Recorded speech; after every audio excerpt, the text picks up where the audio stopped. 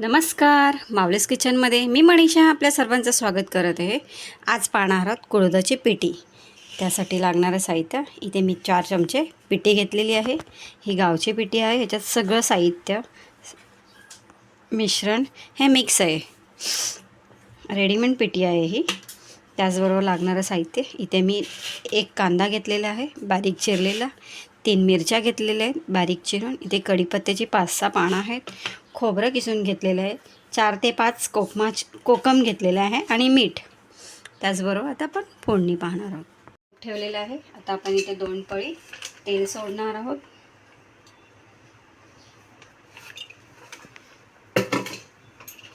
त्याचबरोबर आपण इथे कांदा ॲड करत आहोत. मिरच्यासुद्धा इथे आपण ॲड करत आहोत.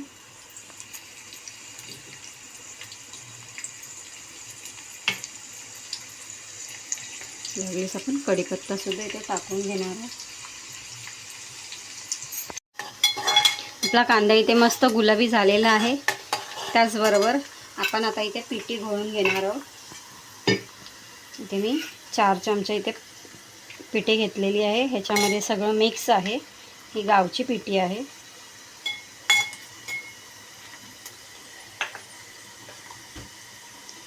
त्याचबरोबर मी ते पाणी ॲड करत आहे.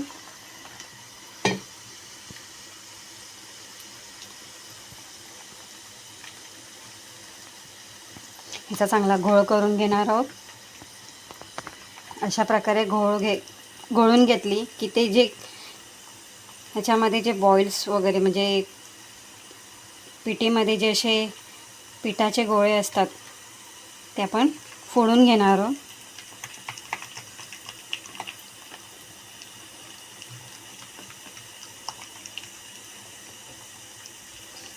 पाहू शकतो ह्याचा कलर पण बघा किती भन्नाट दिसतोय.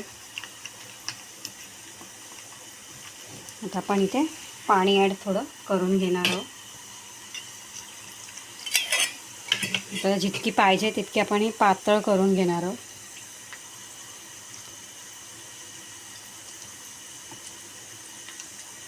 ही 2 माणसांना पुरेल अशी आपण पिठी बनवणार आहोत.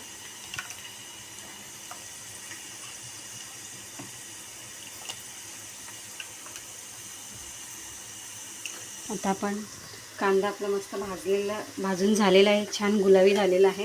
आता आपण हे ह्याच्यात ॲड करणार आहोत. तरी मी एकदा परतवून घेते कांदा.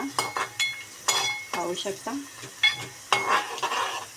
आता हे मिश्रण आपण ह्याच्यात सोडणार आहोत.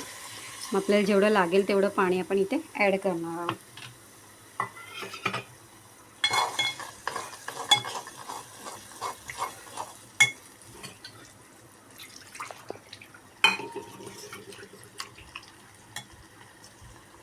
ह्याच्यात हळद, थोडंसं लाल तिखट वगैरे सगळं ॲड केलेलं आहे.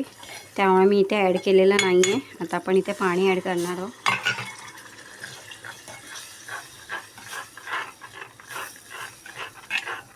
असं आपण आता ढवळून घेणार आहोत.